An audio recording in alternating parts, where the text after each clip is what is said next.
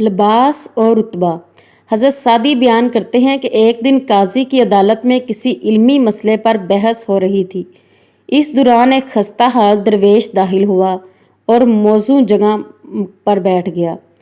حاضرین مجلس کو اس کی ظاہر کی حالت سے اس سے بالکل معمولی حیثیت کا آدمی خیال کیا اور وہاں سے اٹھا کر جوتوں کے قریب بٹھا دیا۔ درویش اس بات پر غم زدہ ہوا لیکن خاموش رہا۔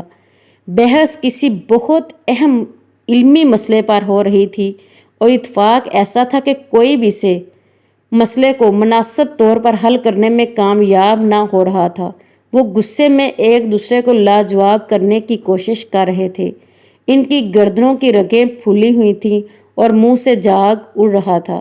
درویش خاموش بیٹھا کچھ دیر ان کا یہ دنگل دیکھتا رہا اور پھر بلند آواز میں بولا، حضرت اگر اجازت ہو تو میں اس بارے میں کچھ عرض کروں۔ قاضی نے فوراً اجازت دے دی اور درویش نے شیریں گفتاری اور استدلال کے ساتھ ایسی آسانی سے وہ مسئلہ حل کر دیا کہ سب حیران رہ گئے۔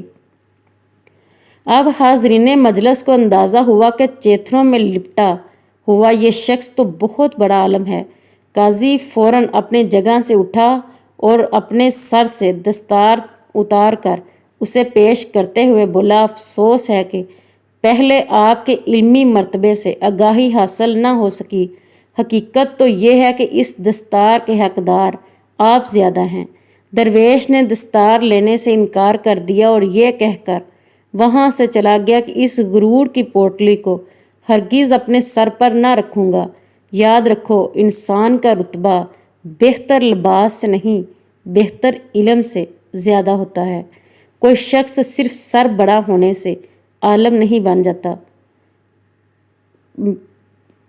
پلیز اسلامک ویڈیو اپنے دوستوں تک پہنچائیے، چینل کو لائک کیجیے، سبسکرائب کیجیے۔ آپ سوچ بھی نہیں سکتے کہ کتنی محنت سے ویڈیو بنائی جاتی ہے۔ حوصلہ افزائی کا شکریہ، جزاک اللہ۔